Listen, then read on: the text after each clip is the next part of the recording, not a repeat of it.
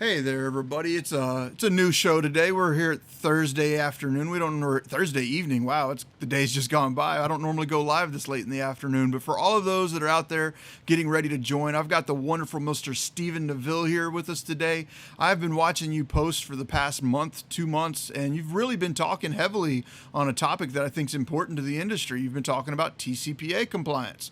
Like, what do I mean by the TCPA? I'm talking about the people that have the rights to come out there and say, hey, you've done something wrong with your cold calling. You've done something wrong with your text messaging. If somebody files a complaint, it's gonna be with the TCPA from everything I understand. And I would love, love, love for everybody out there joining in to give Mr. Steven a wonderful round of applause. And let's say, who are you, Mr. Steven?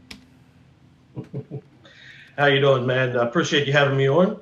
Glad to be here. For people that don't know me, I'm based out of Baltimore, Maryland. Huge Ravens fan. Normally you'll see me normally rocking the Ravens hat or a Ravens shirt or something all the time. Been in real estate for about 17 years and been in sales and marketing for about 20. A lot of people know me. I own Empower Solutions, one-stop data marketing shop. So I do a lot of business with probably a lot of people in the audience with that, with leads, skip tracing, and such. So with your experience on that side, like you've got 20 years on the marketing side of it, you've got Empower Solutions as your business, you've got some fairly in-depth knowledge on the compliance piece to telemarketing. I've seen you with several higher end professionals. You've been interviewing them. I've seen that you go through, you read documents, you go through and you try and make sure that these people are in compliance. What are some of the biggest things that you're seeing in the industry right now that are misrepresented in your opinion? Misrepresented. Well, I think there's a total ignorance, really, of Okay. the TCPA, of what the laws actually are. Um, Not to say it's a conspiracy or anything agenda, but I think a lot of people are just out here trying to make money. They're trying to get their business going. They're out here hustling, and no one has really educated them on what is legal and what's illegal. Um, and as well, like some of the things that have been kind of gray, maybe illegal, where the SEC, the government has kind of really hasn't pursued. Now they are because of the influx of robocalls over the past few years has gotten more and more citizens, consumers complaining to the government. So then that goes and pushes the energy into the SEC, who goes, they start looking and making changes and looking to see how they can control and rein in this stuff.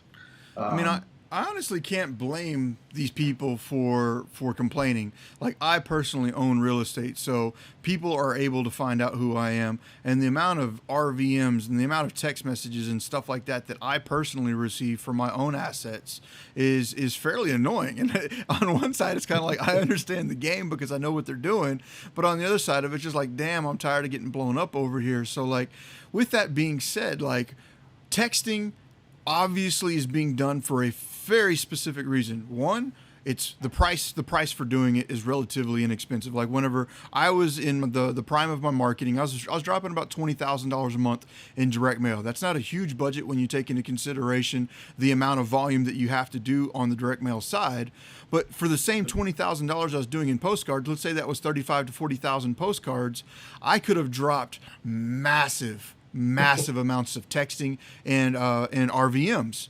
But I was doing RVMs back when not way before Slide Broadcast. I was doing RVMs with Voice Blast, a little service back in the day called Voice Blast, and it was a very rudimentary DOS-looking system. But that was 7 8 years ago. So the popularity of it over the past 5 years has just skyrocketed, and with the skyrocketing of it also comes in complaints.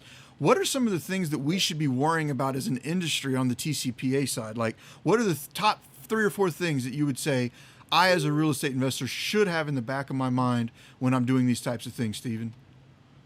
well, the difference between contacting someone on a landline versus a cell phone.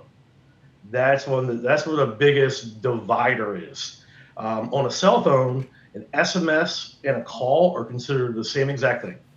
Um, you cannot. There are very particular laws for cold outreach. Okay. Um, when it comes to that. So they're number one, there are 5 different states that if you are calling people, it doesn't matter where you live, it matters where the people are, the properties, the market that you're working. Okay. If you're working properties in these 5 states, you cannot actually cold call or SMS without them opting in and give you permission first. In Okay. these 5 states, a couple of them are going to hurt some people's feelings.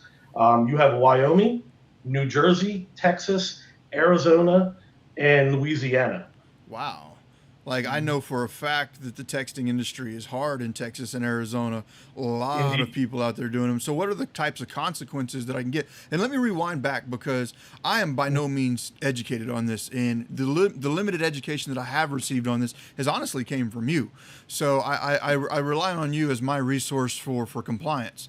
You were saying that there's a big difference between the use case scenario of a landline versus a mobile phone. So, like, if I text or I call a mobile phone, it's considered the same thing. A little bit different with the landlines. And then you're also saying that within 5 states, Texas, Arizona, I think you said Wyoming, New Jersey, and one other one, Louisiana. Louisiana. What Mhm. happens in those particular five, and what makes them so special? What happens in those fives if I go out and do something like that? Well, those 5 states have actually made it illegal themselves by state law. Okay. So the state law kind of increases, overrides what the Fed already has in place through the SEC. All right, Um, I need to ask you a question there, because sure. I'm coming 100% from a place of ignorance, and I'm just going to try my best to drag as much wonderful information out of you as I possibly can. What is being regulated? Okay, like, am I allowed to call this person on their cell phone? Am I allowed to text this person on the cell phone? I'm going to assume yes. Like, why can't I? And where does it become legal versus illegal versus regulated versus whatever term I should be properly using here? Got you. So let's ignore the 5 states real quick, and let's just talk about all the other states, and then we can kind of come back over to those five. Um, when you are to make it so you can cold call or SMS legally for cold outreach, and we want to separate cold versus warm.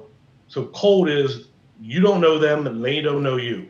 Warm is you've already talked with them. They know you. They're expecting you to reach out again. Okay, Okay. so that's where the laws differ right there. So cold versus warm. So we're talking about cold because that's where most of the mistakes are happening. You're buying a huge list, you're skip tracing it, and you're blasting out your messages. So the first thing you have to do is you have to check with your state. You need to just Google your state telemarketing laws. Even if you're SMSing is still considered telemarketing. So every state has different laws. If it's just a couple, it's no big deal. But once you're doing over 100 or so, which anyone is really doing in their marketing efforts, you're doing thousands. Some different states have different licenses that you have to be a telemarketer. So Oh, every wow. state is a little bit different. I don't have the research of every state yet. That's something I'm gonna have my team kind of gather and kind of create a resource for. But for right now, you're responsible as a business owner to do that research and find out what you need for that state. Uh, Okay. Secondly, you must DNC scrub. Do not call us. You must scrub against that, all the numbers against that. And those that are flagged on that, you cannot do any cold outreach to. Okay. Um, the next part is the software that you're using has to be what we call click to call. So this is for SMS or for phone calls. It means it has to be human intervention. So if you're going to make a phone call, it has to be something where you're clicking the number in, or if the number is loaded, you're clicking a button for it to call. It can't be Okay. your Mojo Dollar, Call Tools, the different software that people are normally using has an auto dollar or a Hold on. predictive dollar.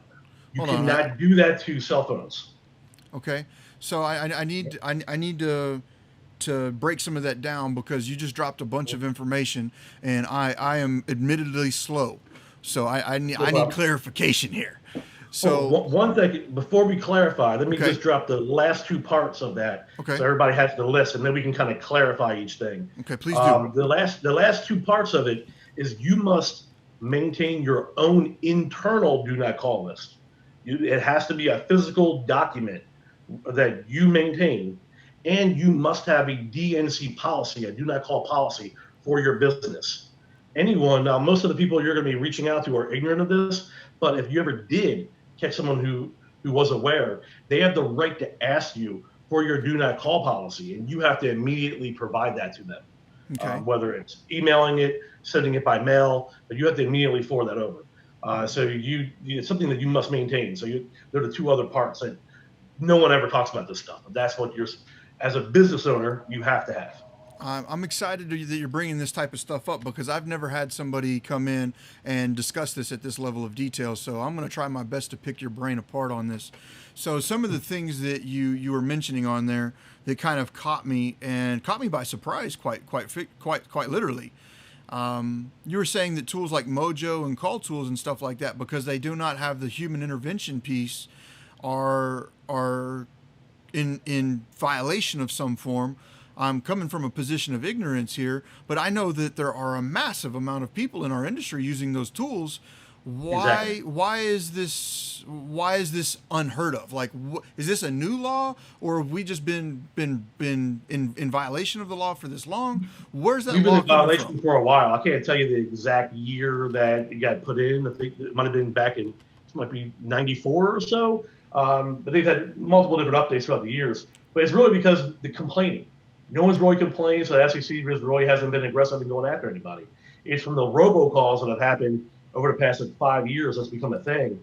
And then the RVMs and now the SMS is really just drove. That volume has now, the complaints have come in that's fueled the SEC, which is why the trace law that Donald Trump signed back in December really becomes the big game changer. Because the one thing in there, because it had a multitude of different things in there that are going to be coming in the future. The one big thing, they changed the statute of limitations from 1 year to 4 years. Oh wow. So that means before even 1 year, if you violated something, to trace everything back and to actually find you, because a lot of times you have the corporate veils, all this type of stuff. They have to go and peel back through to find you and everything. It can take a while, and a lot of times to get that far, unless you were like someone really big, they're going to make a whole lot of money off of. It really wasn't happening. Okay. But now with 4 years, there's plenty of time. They can find anybody, no matter what, within 4 years. Understood. That's one of the biggest things you have to weigh with your risk. You got to realize, a lot of people are going to take the risk no matter what. And I understand that, but the risk you take today, you can get busted in 3 or 4 years from now. Have that come back and have multi-million dollars in fines and lawsuits. So All it's right. something to be very, very, very mindful of. You just said multi-millions of dollars in fines and lawsuits. Can you give me some insight into that? Like, if I text a seller once, or let's say I text one person, is that a fine for that person, or is it a fine for every text that I send that person? Let's say I send that person 3 texts. Is that 3 separate fines, or is that one fine, and they've got up to 4 years to come back and complain on that with me? Yeah. So basically, I mean, obviously, you have to. And this is a big thing too. Unlike criminal justice, where we're innocent until proven guilty, it's the complete opposite. As soon as you have a lawsuit against you, or you get complained to the SEC, they investigate, and the SEC notifies you that you're under violation, you are guilty, and you have to prove your innocence. So let's Okay. start with that right there. It's a big thing. Um, Secondly, to answer your direct question, there is $1,500 that first message you sent. If they respond back and say, "Well, who are you?" and you answer, another $1,500 per Oh text the wow. same day. The max you can get fined is $10,000 per day, but that's going to be like what, 6 messages that you're answering and going back and forth. So if Right. you actually have someone who's interested or you're communicating with, you're probably going to you're going to send about 6 in that back and forth communication. That's going to be $10,000 for that one phone number. All Let right. alone another 10,000 for the next one. So you Let me. could, with 10 conversations, you can have $100,000 for one day. Okay, so I got confused up front, but I think you clarified for me. Ten Okay. thousand per day per conversation. So if I have Exactly. 5 That's the max. conversations in a day, it's a maximum of 10,000 per conversation per day. So if I have 50 conversations in a day, that could be $500,000 in fines that one day. Yep. And we're talking just the fines here. We're not talking about then the lawsuits that can Okay. come after that, where they can, you know, All right. That's they can come definitely after not. you. And this is a big thing too. A lot of people will say, whatever, I'll bankrupt my company. I won't have to pay for it. One of the biggest things, because this is on a federal level, it doesn't work that way. they can get you as the business and also the members. So So if they can. there are multiple members that own a LLC or S corp, but one person is doing this, and the other people don't know, well, all of the members are held liable, and they can Okay. come after you individually. You can get sued individually and collectively as the business as I, well.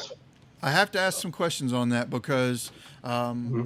I find it to be important because in my networking and conversations with multiple other investors, I'm going to relate this back to bandit signs. I don't think there's anybody in the REI industry that doesn't know that bandit signs have regulatory compliance that have to be dealt with. Most municipalities don't allow them whatsoever, and you have a fine for the bandit sign. My standpoint on that side, and many will argue against me on that, is, you know what, if I get fined for my bandit sign campaign, that's kind of the cost of my campaign. And the rewards that I was getting from my bandit signs far outweighed my risks, because out of thousands and thousands of bandit signs, my fines were so minimal, but my returns were so great. It was kind of a calculated business decision. I knew that I was walking a very gray line, and I call it gray, and it was a very black line. I wasn't in the gray. I was doing something I wasn't supposed to be doing. That's not really black or that's very black and white. But that was a calculated business decision for me. That being said, I've had several conversations with some of the bigger houses around Texas and Arizona that are doing massive amounts of messaging. And when I say massive amounts, I'm talking about 15 to 20,000 calls and texts a day. So Mhm. their standpoint historically has been, you know what? I've got multiple entities shielding between my dialing systems and me, the assignments going through and everything. They're going through massive amounts of loopholes to try and shield this. You know, we're talking about Delaware LLCs owned by Montana LLCs that are owned by Nevada LLCs, and then Make it work. the contracts are assigned multiple of times through the closing period, and they are really trying to protect themselves from piercing that corporate veil. But what you're telling me right now is essentially that with this being a federal violation, that the corporate veil doesn't take precedence, and that they're going to start pushing charging orders through these LLCs to find out who the members are, and not just the person that was sending the text messages will be liable. All members of that entity will be liable. Was that what you're saying? That, that is exactly correct.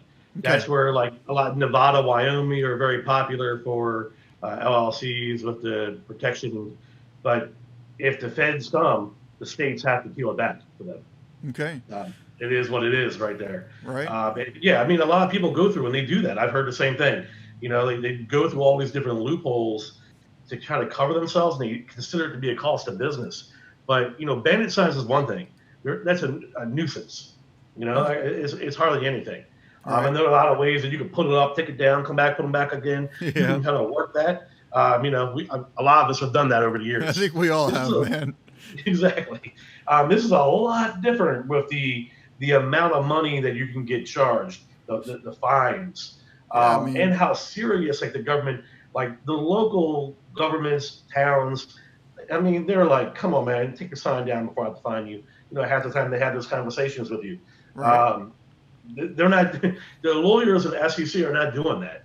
Um, I tell people that, you know, right now, wherever town you're in, whatever city, I don't care if you're in the boonies somewhere, you're going to see on TV commercials for if you've been in a car accident, call this lawyer. If you've Okay. been wrongfully laid off of work, call this lawyer. You know, if you're in the hospital and you had a surgery and something's wrong, call this lawyer. All that type of stuff, that ambulance chasing lawyer battleground, Right. SMS is coming into that now. There are ads running in Florida, Pennsylvania that I know of. I've had other people just report in a couple other states, I believe Illinois and maybe Indiana, where they've seen commercials for this, billboards going up. Where if you received an SMS, an unwanted SMS from a company, give us a call, we'll get you money. Yeah. So this No. is just starting to ramp up. Like I, this was never a thing. People were able to get away from it. A lot of people are just ignorant of the 4 years of statute of limitations and how hard that the SEC, the government, are coming after people now and are going to be coming after people. I know that I've been following a lot of your posts revolved around this. And let me take a break for a second. We've got close to 80, 85 people watching right now between several different channels that we're live in right now. If y'all have questions, drop them out here. I'm sure that, Steven, you don't have a problem with answering some of these questions. Sure, no problem. I'll do the best I can. So if y'all are out there, y'all have already dropped several questions. I intend on getting to them. But if you're enjoying this feedback that y'all are getting, don't forget to follow this man. Like, he's been talking about this for months now. I'm sure he's been talking about it for much longer than that. But for the past couple of months, he's popped up on my radar because he's been saying things that I don't have a lot of information on, and I need to have information. So it's good to have somebody like this willing to talk about this kind of stuff, because I know that you've committed quite a bit of your own personal time into learning about this. So if you've got questions, show some love, show some likes, comments, some shares, tag some people that you know that are heavy in the text messaging game. Now, rewinding back and getting back into the conversation here, we're seeing these billboards popping up. We're getting these class action lawyers that are coming in and trying to grab a bunch of people together to file lawsuits.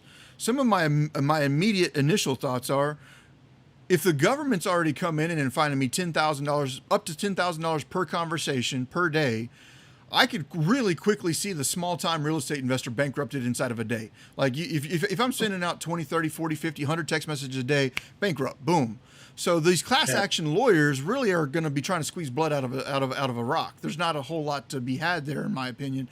Should I be concerned from that level? Like, I'm hearing some people, like right now, I've already got some people coming in here, and I hear where they're coming from. They're on a budget. Their marketing is not going to be able to afford doing 50 cents to $1 for some direct mail or dropping out the bandit sign campaigns. These RVMs and texts were really their lifeblood for getting into this business.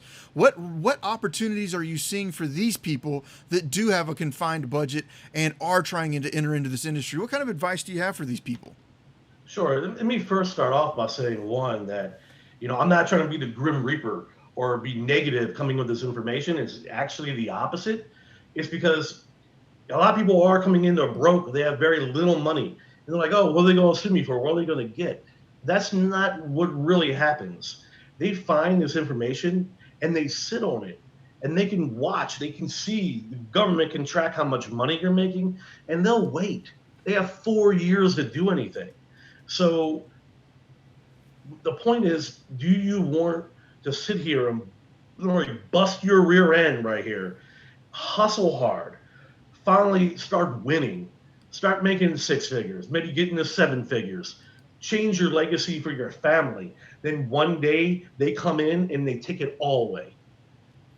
That's the reason why I'm trying to put a message out here to enlighten and make people aware, so you're aware of the risk, so you won't lose, you won't hustle and then lose it all. So you can go about it smart and be able to really fulfill what you're trying to do, change your lives, change your family's lives, change the lives of your kids. Is there a way to do this right? What can they do with a small budget? Man, there are a lot of different techniques you can do where you don't need lots of money.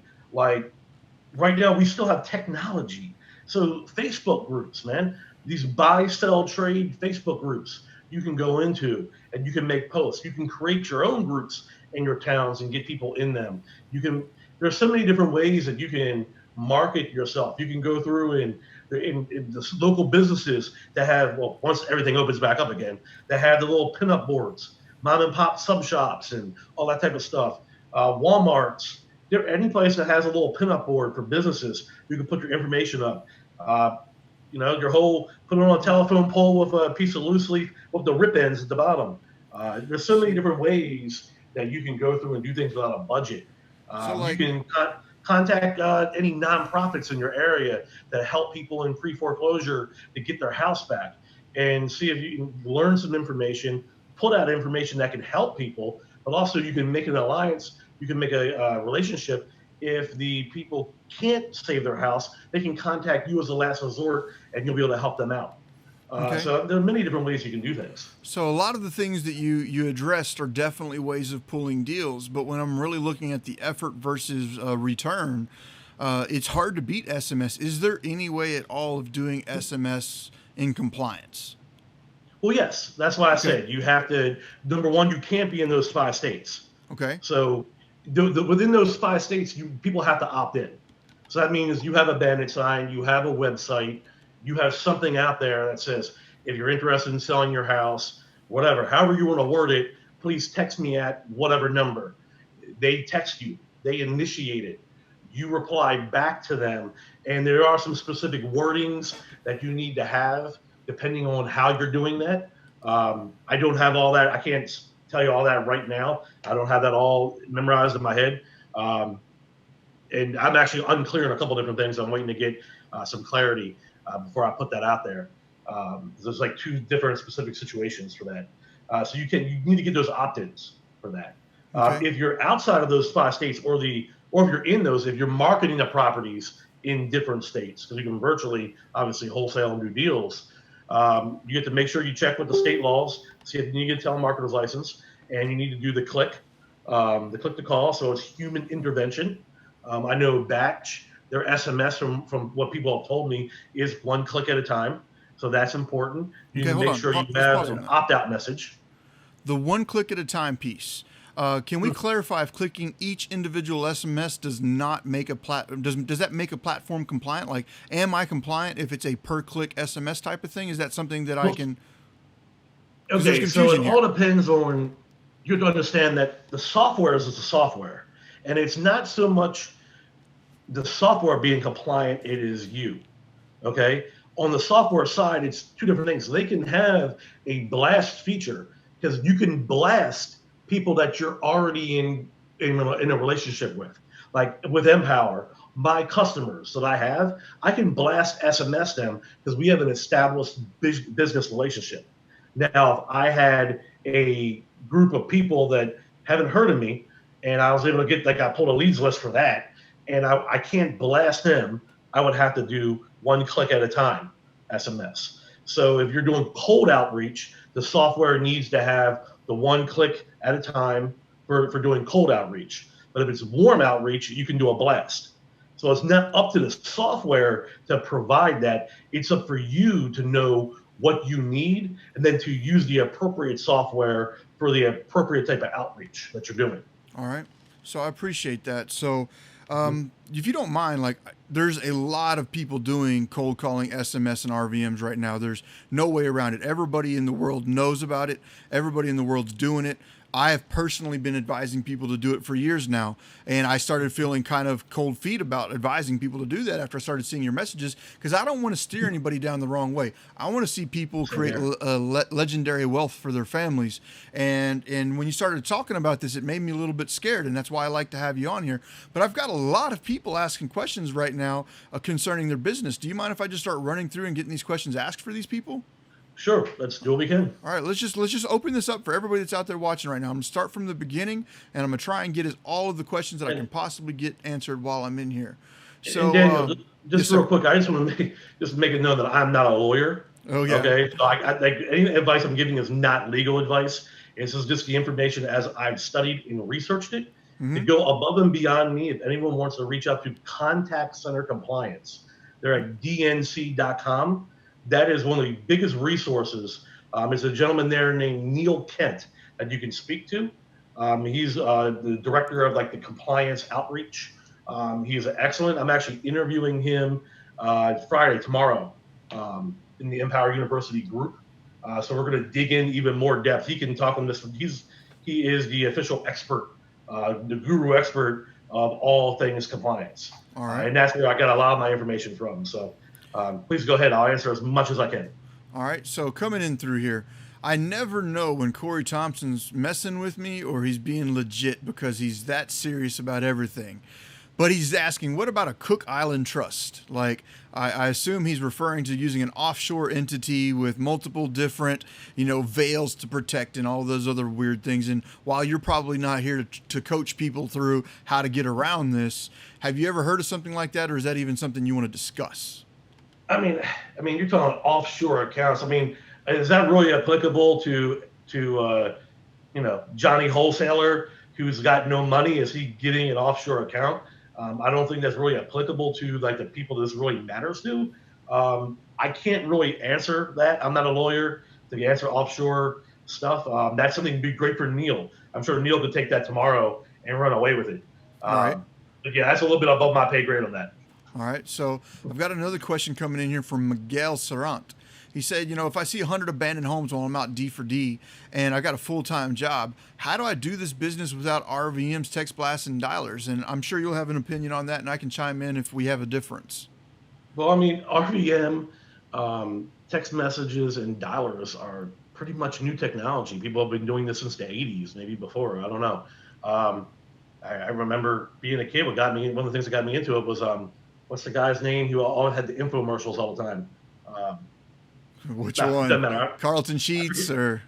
Yeah, Sheets. Exactly, There you man. Yeah, man. I remember I gave my mom money so she could buy it on her credit card for me when I was a kid.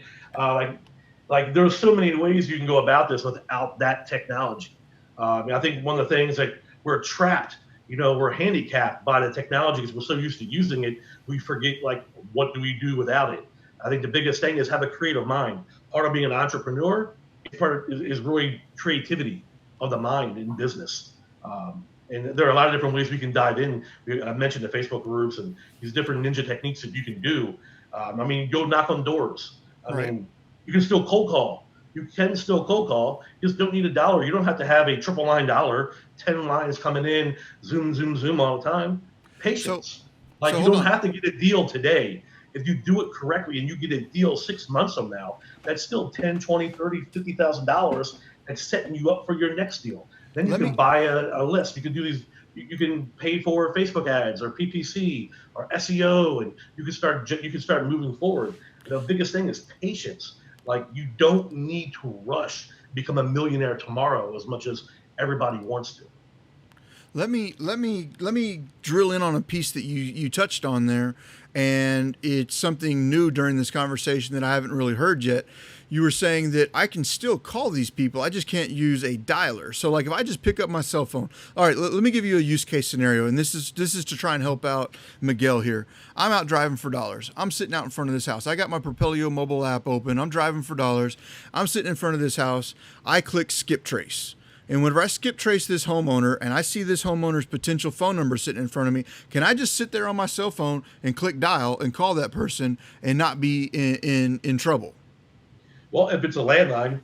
If it's a landline, okay. You should scrub against the DNC. You should always scrub against the DNC. So scrub against the DNC one. And if it's a landline, I'm okay, but I'm not allowed to call a cell phone? Well, what state are you in? Okay, right. So if you're not in those 5 states or the property isn't in those 5 states, you can. If you are in those 5 states, and let's say you're a newbie, so you're not doing high volume, let's say the only thing you're doing is driving for dollars. So if within a month you have maybe 100 properties and you call them, you'll probably be okay. I can't legally say for sure, but I'm thinking like that 100 within a month. If you're just getting maybe if you get a list of pre-foreclosures, or you get it from the courthouse, or you're buying it, something that's very, very small, and you're only calling that in those 5 states, you could probably get away with it without a problem. But anything you're doing of volume, like you normally would be doing with high volume marketing, that's where those 5 states is a no-go. Okay. And then for the other states, you need to make sure you're doing all the different things that we listed. All right. So Miguel, the basic answer that I'm hearing on this side is, we can probably still skip trace and call that person, but it's not compliant. But you're kind of taking your own business risks at that point in time. Beyond if you are doing this cold call to these people, you're already in front of this person's house. An alternative, it might take you a little bit longer, is to get out and knock on the door while you're right there. But one of the things that I always kept with me, because I did a lot of pre-foreclosure knocking, I always kept a long list of, a big bundle of pamphlets, essentially. I basically had them mimic a failure to deliver notice, and I'd put failure to deliver notices on all the doors I was going after when I was pre-foreclosing, because my goal was to get the people to call me back, and they'd be like, hey, I missed a package from you, and I'd be like, yeah, I came to talk to you about your pre-foreclosure, blank, blank, blank. I just open up the conversation there. So you may need to shift up your business, and there's going to be a lot of people out there right now that are frankly going to ignore this. And I know why they're going to ignore it. I mean, their goal and hope is if I don't have a penny to my name right now, worst case scenario is I make a couple $100,000 and I lose potentially a couple $100,000 in the future. I understand that mindset. I've been in the bottom before, and when you're at the bottom, sometimes there's not much to lose, so you might as well go for whatever you go for. But I've got a lot of people asking asking me, how am I supposed to stay compliant? Like I got Vicky Shellhorn say, how do I stay compliant? Grace Joe, Grace Joe is asking, does your company offer SMS? For the multiple of people asking, how do I stay compliant? I don't think the answers that you're about to give are going to make any of these people happy. I mean, well, how do you stay compliant? Is make sure you follow the guidelines we kind of went over. That's the main thing. And one thing we haven't touched on that you mentioned a few times, we didn't touch on the legality of it, is RVM. Like I've been promoting RVM for a long time. I've done RVM. I didn't do RVM way back when you did with the DOS thing, but I was like one of the original people doing RVM in real estate when no one else really was. I got a lot of deals from that back in the day. All right. I've been promoting that up until I just found out that RVM RVM only works with cell phone numbers. A couple companies will say that they can get it to landlines, but normally it chops off. Your message is half cut off if it does get delivered. It's made for cell phones because RVM is an auto dialer. Is the software behind that? It's always an auto dialer. There is no click to call RVM. There is nothing. The whole business, how it's built, how the engines are, it is always illegal to RVM a cell phone without having a relationship established already. Okay. So that's something we offer RVM software, like RVM Pro is Empower's RVM thing. So now I have to educate our users that this is for follow-up now. You can't cold outreach on this. So that's changed everything. Follow-up's good. Follow-up's good. Like once I've made that initial contact, somebody's called me off of a bandit sign, is the simple fact that they have reached out to my company, such as they've called a bandit sign, they've called me in some form or fashion. Does that open up the gateway to say that I'm allowed to return via RVM or return via text? Or does there have to be an actual opt-in, like fill out this form, opt-in? As far as my awareness is, that if you can have documented proof of that established relationship, you're good. Now, again, tomorrow I can get one with Neil to dive into that further, and there might be levels to that I'm unaware of right now. But I believe it might be different in different states too. That's another possibility. But I believe as long as they have reached out to you, then you're good to drop an RVM back. I always say right now to be safe, use RVM when you made an offer to somebody and it's too low for them. They still want retail or whatever crazy number, and you're in that follow-up sequence. Go ahead and drop the RVM then. Said, hey, I still want to buy your house. So then you can mass RVM to the whole list of people that you have that way. I'm still interested. Give me a ring back. If you're ready to talk again. That type of message. I think that's where RVM fits and is more powerful. That's also where you could do a blast SMS, and you can send it to all of them because you have that relationship. That seems fair. I've got quite a few people following up, asking once again, what were the 5 states that you mentioned? 5 states, again, will be Wyoming, New Jersey, Texas, Arizona, and Louisiana. Okay. Arizona, Texas, Wyoming, Louisiana, and Virginia? New Jersey. New Jersey. Damn it. I never was good at pop quizzes. All right. So Vicky Shellhorn's asking, what about individual text based on leads? I'm leaning towards no, we're not allowed to do that unless we've got a pre-established relationship with these people. Is that correct? Individual text. So individual text will be from your phone or from a software that is click one at a time SMS. Again, you can do that if you're not in those 5 states. Let me reword that. Not if you're not in it. If the property owner that you're reaching out to is not in those 5 states. Okay, and you're following the other guidelines of checking for a telemarketing license, scrubbing against the DNC, maintaining your DNC policy, your internal DNC list, and all that stuff. So let me recap with my simple mind what I believe I've heard so far. If I am out here and I cannot cold call or cold text a cell phone whatsoever from any sort of auto dialer, any sort of automated tool. I cannot reach out to a cell phone in that fashion. I can, however, reach out via an auto dialer to a landline.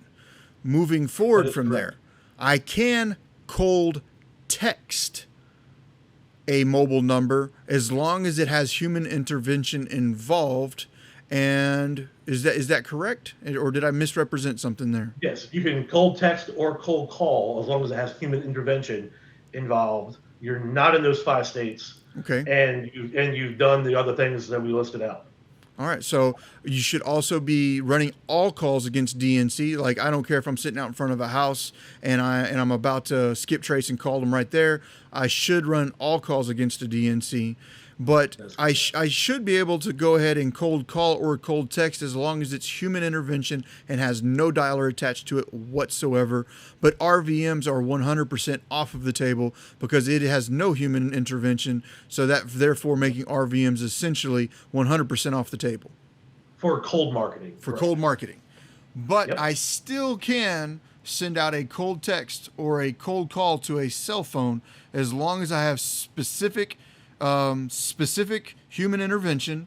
I run it against the DNC, and I'm not in one. And the owner is not in one of those 5 states. Correct. And the two important things that people keep forgetting and overlooking, Okay. and we just did it right there at the recap, is you must maintain your own DNC policy for your business. Okay. And what I'm going to do is I'm actually going to I'm going to build out, I'm talking with Neil, and I'm actually, I have a couple of calls scheduled with 3 of the top TCPA attorneys in the country. And I'm going to try to get them on for interviews as well. But I'm going to basically try to come up with a basic template for everybody for a internal DNC policy that you can plug and play and tweak for your business. So you must have that. And then you also need to maintain a DNC internal list. That's the first things. If you ever get a lawsuit or the SEC comes after you, they're going to ask for that. If you don't have that, you're automatically done. If you have those things, it's the first step of proving your innocence and not being subject to those fines. All right, so if you're listening right now, I think your homework should definitely include going out there and setting up a DNC policy for your business. I have a feeling you could probably just run out to Google and say DNC call policy and probably get yourself a good place to start from. So don't make it a big, massive endeavor to get this done. You could probably get it done in a half hour or less. But from everything I'm hearing, that's a good start for you to getting into compliance with this. So go out there, get your DNC internal policy for your business and make sure you've got that available, possibly even publishing that on your website. If you've got a Propelio website, I can show you how to get that out there on your Propelio website, so that way it's made public for everyone, and it just shows that you're trying to be in compliance and staying on the up and up. Now, I've got 2 more questions coming in, and I've seen this question multiple times. I've been party to these arguments. I've got Cameron Love. So even if you're not selling something, you can't call or text someone since we're looking to buy. I've heard that argument. I've read the law on that side. I wouldn't feel comfortable standing in front of a judge making that argument, because while I'm looking to buy the house, I'm looking to sell my service at the same time. Exactly. You're providing a service to sell their house. End of the day, it's a very black and white line there at the TCPA. It is commercial use or not. You're a business. Even if you're an individual without an LLC, you're in a business. It's commercial. The only way you can do it is if you're a nonprofit. Okay. So I think that makes it when very I come up with clear. a genius idea of creating a nonprofit business that somehow wholesales for profit, figure that out, rock away. I've seen them do that before. That is not even a joke. Like, one of the big things, and I'm going to get off topic here for a second, but that does bring up a interesting scenario to discuss. And I am not here giving any sort of advice. But one of the things that I did see happen back in 08, 09, whenever the auction started going real wild, and then you started having the ability to bid on government properties on the HUD website, HUD.gov. You go in there and you can start bidding on websites. Well, the order of the bid went first. They released the property out to the owner-occupant buyer, and within, let's say, 3 or 4 days, if they didn't have a buyer on the owner-occupant side, they moved to nonprofits. Nonprofits then got the next line into bid, and if the nonprofits won, they got the property. If a homeowner didn't win or a nonprofit didn't win, then they opened it up to investors. Well, I saw a lot of investors go out there and set up nonprofits, purchase the properties from HUD, and then immediately resell those exact same properties back to another entity they owned for no profit, and they were in compliance. So you're almost making it sound like we're seeing a potential revamp of what we saw back in 08, 09, where people were setting up nonprofits to do this. Like if I'm a nonprofit, what I'm hearing is I could probably go out there and contract a property and assign it to my other business for no money. Now that sounds like a loophole, and I'm not here to talk about loopholes, but that sounds like a loophole. I mean, if it's a loophole that's legal and it works, then it's like doing taxes. Right. You want to hide as much money from the IRS as possible as you legally can, right? So Right. if it's the way to legally do it, you do it. I'm not a lawyer on that. I can't sit here and say what you can and can't do with a nonprofit. I know there are different types of nonprofits. Hey, I mean it's something I thought about before too. Like, hey, if I got a nonprofit and I kept some of them and I used that and maybe got government checks for helping homeless people or people who have addictions, military vets, different things, provide housing.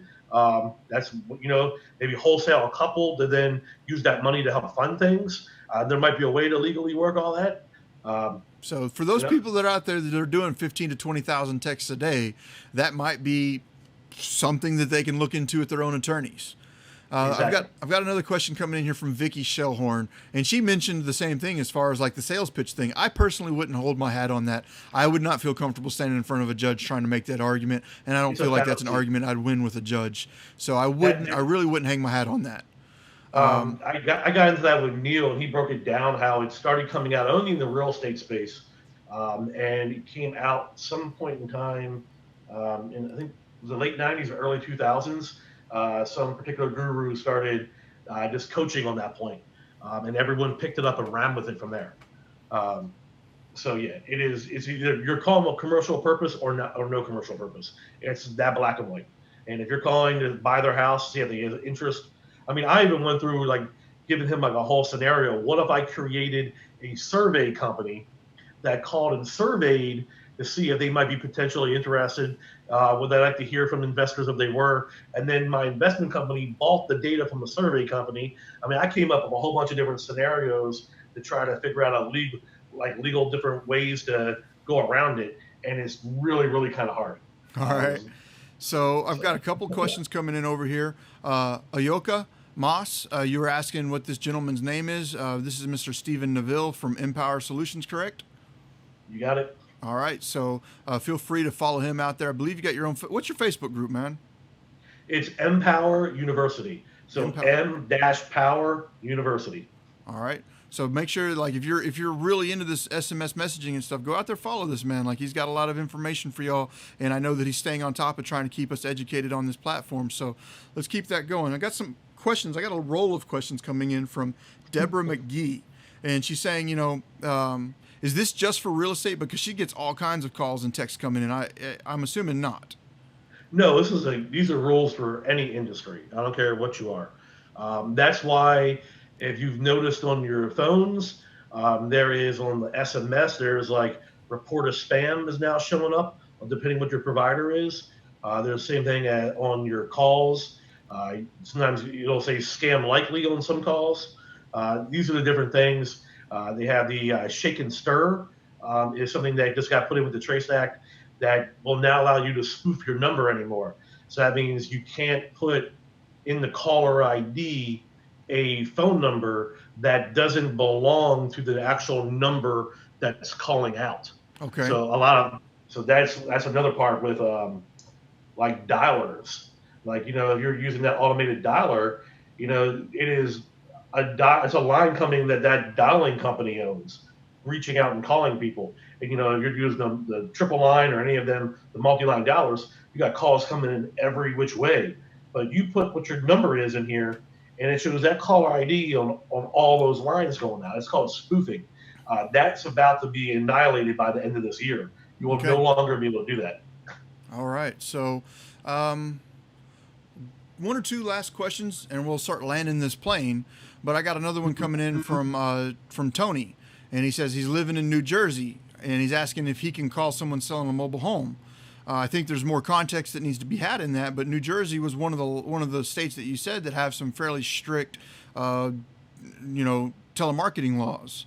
So, like, Yes. I think one of the questions that needs to be asked is, Tony, where are you getting this number from? Like, do they have like a for sale sign in the front of their mobile home? I'm going to lean towards that's probably inviting people to call you. If they put their mobile home up for sale on some sort of forum and they left their phone number there, I'm assuming that's an open invite to give them a call. But if you're just skip tracing and calling them, and I'm trying to answer this question for you, Stephen, to see if I've adopted any of your mindset through this call. I'm going to lean towards that if you just, from your personal cell phone, give them a call or a text message, you're not breaking any compliance. Or if you use a human interrupted system that you're doing a one at a time text message, you're not going to be in any trouble messaging that person. But if you use any form of dialer whatsoever, you are in trouble.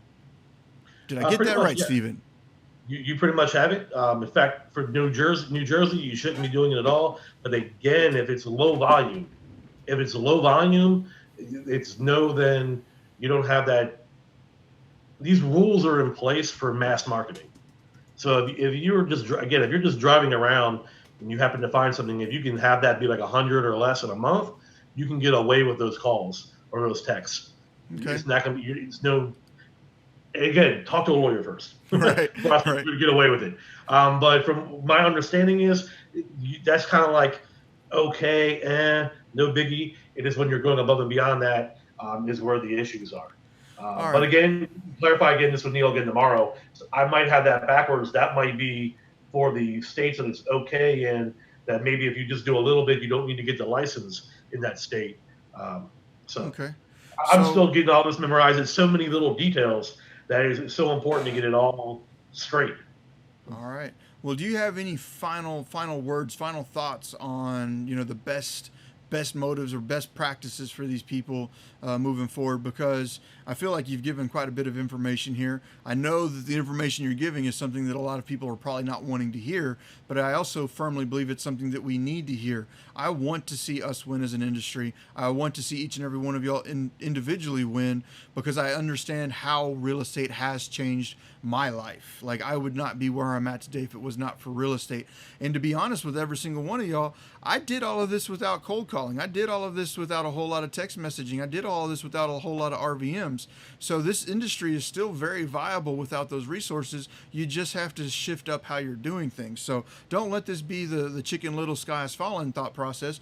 Just think about it, that if the industry is shifting, where is the industry going to shift to, and be in front of that shift? Yep, I think really what you have to understand is, are you truly a business person? Are you truly an entrepreneur? If you are, then we adapt and we change. We can't control things. What stuff that's outside of our control is outside of our control. We have to adapt and change. That's part of being an entrepreneur. People have done this without this technology before. Think about cold calling, landlines. Many people still have landlines. It is not this for people maybe our age or so. We don't have as many, but for most people, the big market of people selling are people like 50 and older, and they still have landlines. They still have their triple play, with their internet, phone, and cable. They still have these landlines. So they have a VoIP line. Oh, let me come back to that. Well, VoIP is considered a cell phone. So VoIP and landline, they're separate. So you're saying VoIP, you're saying voice over IP is still considered a landline? No, it's considered cell phone for laws. Oh, whoa! So that's not what I would have expected, because I mean, voice over IP. So if like I'm getting a phone from my cable provider that hooks up to the internet, although it is a physical phone in my house, that is not a landline. That is where I have questions, and I need to verify on, because there is VoIP, like you have a Google phone number on your cell phone, and all the different other apps that give you, another number on your phone. Then there's that type of, you through your cable company. Is that cable company is always considered a landline, even they're using VoIP technology. It's different than what's the other company that was going around for Magic Jack or Sun Rocket, or these different ones that were kind of more VoIP marketing companies. That I need to get clarification on. Right now, I believe like your landline through your cable company, even though technically it is using the VoIP, is not considered VoIP.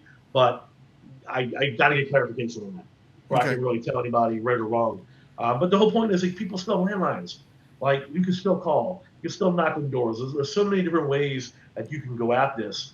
And I think the adoption of our technology brings everything. We have faster computers. Everything is speed, speed, speed, speed, speed. That's made us impatient as people. We want everything now. We demand everything now. We don't want commercials. We want to stream a whole damn season on Netflix in one night if we can. We want all of it right now. That we have to adopt patience.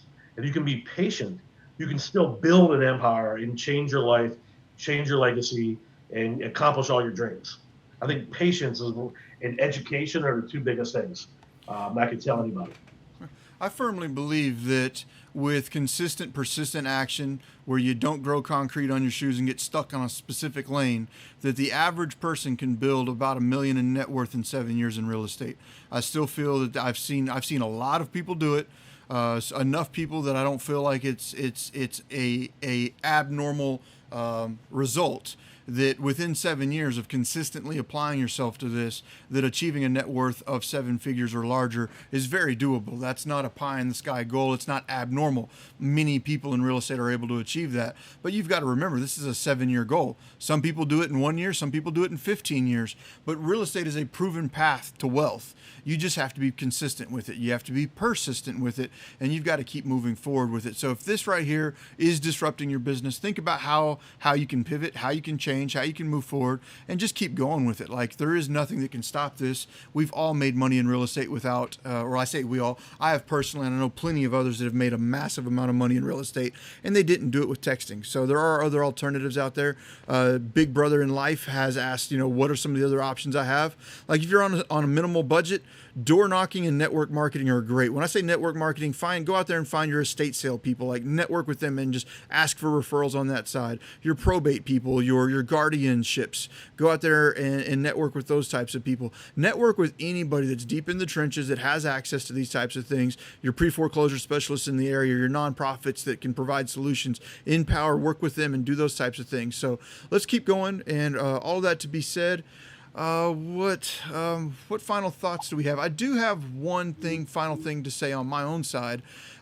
Communicating and speaking with other people that are deep in the texting game, thousands and thousands of texts a day, they're noticing that their deliverability rates are dropping massively day by day over the past several weeks. And I do believe that they're mentioning and citing that the cell phone carriers are catching on to what's going on over here. And the cell phone carriers know how much of a nuisance this is to their customers, and they want to keep their customers happy. So they are figuring out ways internally of stopping these text messages from being delivered.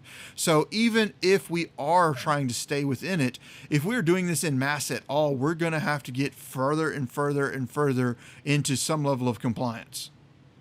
Well, it's not so much they want to keep their people happy. The FCC has mandated the cell phone companies to do these things. Oh, wow. That's Okay. all part of like the Trace Act. Like I advise people, like some of this is really boring crap, but like a lot of people don't watch C-SPAN or pull up laws that are being proposed to see all the different things that are thousands of pages of documents. It's boring. But pull up the Trace Act, research it, pull up the actual, not a summary of it that someone wrote, pull up the actual legal document and read through it.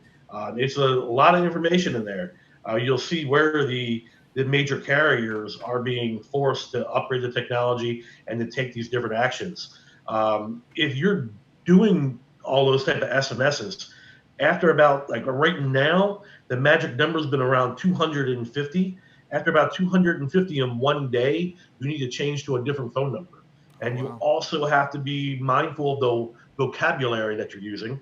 You want to avoid obvious things like, um, you know, asking if they're trying to sell their house. You want to you don't want to do anything that sounds like sales inside your message. The different words are being flagged. The more people are using them, and you also want to change up the sentence structure. So maybe every 10 or 20 messages is worded differently. Okay. There are different things that you can do to help your deliverability ratios. Awesome. Well, I do appreciate all of that. Let's go ahead and get some information out there for everybody that wants to reach out to you, that wants to join in on that call you're going to have tomorrow. How is somebody going to follow you and stay in touch with you, man? Okay, so we had the group, Facebook group. We got Empower University. You can follow me on Instagram. We've got two of them. We have Evolution Sun. That's Evolutions, plural, Sun with SON, all one word. Or also at super.m.power. The website, superempower.com. And on Facebook, facebook.com/super empower for the business and /evolution sun for my personal. Send me a friend request. I'm often at the 5K mark, but I cut people off and add new people on all the time. So shoot it over. Awesome, man. I appreciate you joining in. I appreciate the knowledge that you've spread here today. I know it's a touchy subject that many people don't want to hear, but I think that at the very least you need to be aware of what you're doing, and then you can make an educated decision from that point moving forward as to what you want to do inside of your own business. So all of that to be said, thank you for coming in here today, Stephen. For everybody that's out there watching right now, don't forget this is all brought to you by Propelio.com, your source for Driving for Dollars app, the Propelio mobile app. Websites turnkey for your business. If you need a branded email or a branded website to create a little bit of credibility in your business, create a lead capture website, you need that. Propelio.com is your source. Nationwide lead lists as well as nationwide MLS comps. Propelio can bring that to you. I appreciate every one of y'all out there watching right now. Thank you, Stephen, for taking the time out of your wonderful evening to come over here and provide this value to these people. Don't forget to give this man some love. Don't forget to give him some comments, some likes, some shares, and go out there and follow him on the Empower University group. And much appreciated, everyone out there. Y'all have a great day, man. Thanks for having me, bud. Thank you.